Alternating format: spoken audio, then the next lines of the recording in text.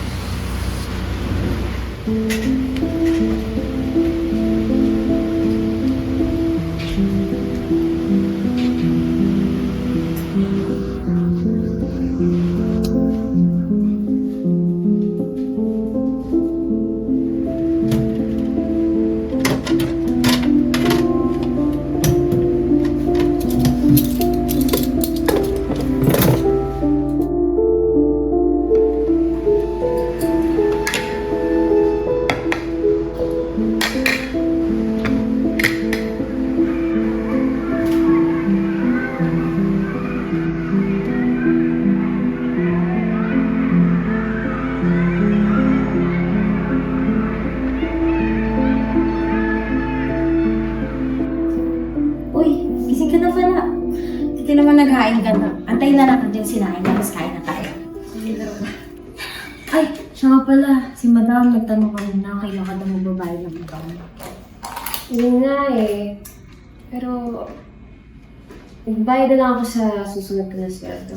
Sabi ko na rin yun sa kanya. Basta ikaw na bahala. Siya nga pala, yung kapatid mo, diba...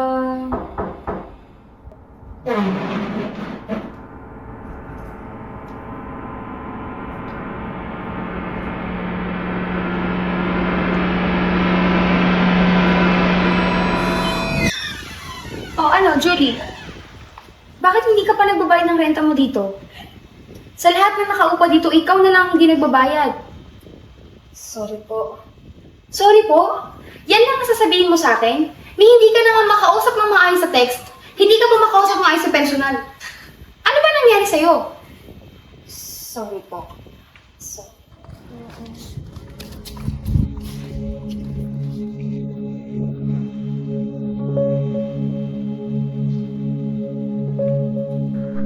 Ano be? Nakahanap ka ba extra work? Wala. Mukhang di na ako papalari na makahanap ng extra source of income.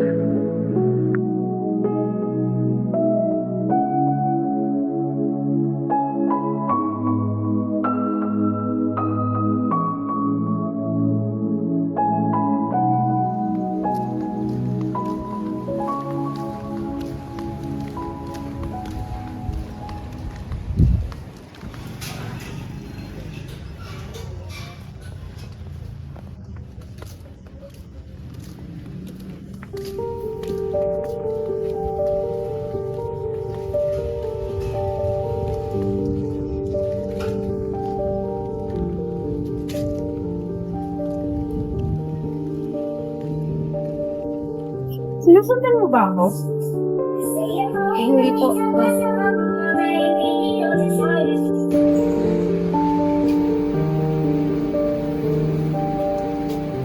Hello? Hello, Julie. Gumising ka nga dyan. Alam mo namang mainit yung ulo ni Nian sa'yo lately dahil sa metrics mo eh. Magpasalamat ka na lang at ako nakakita sa'yo na naka-idle ka lang sa data collection. Ano ba nangyari Tsaka, by the way, libre ka ba mamaya after shift? Sabay sana tayo mag-dinner. Sige na, bye-bye.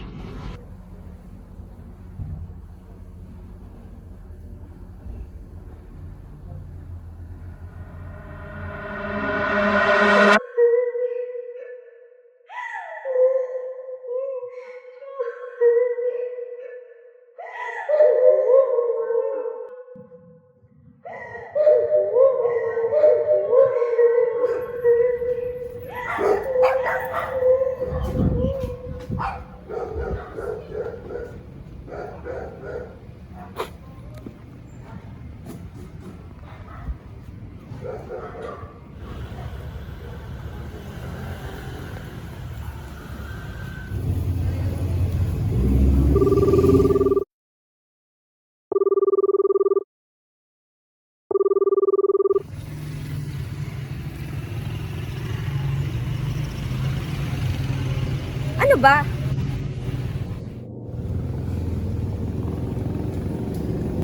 Ano ba talaga kailangan mo?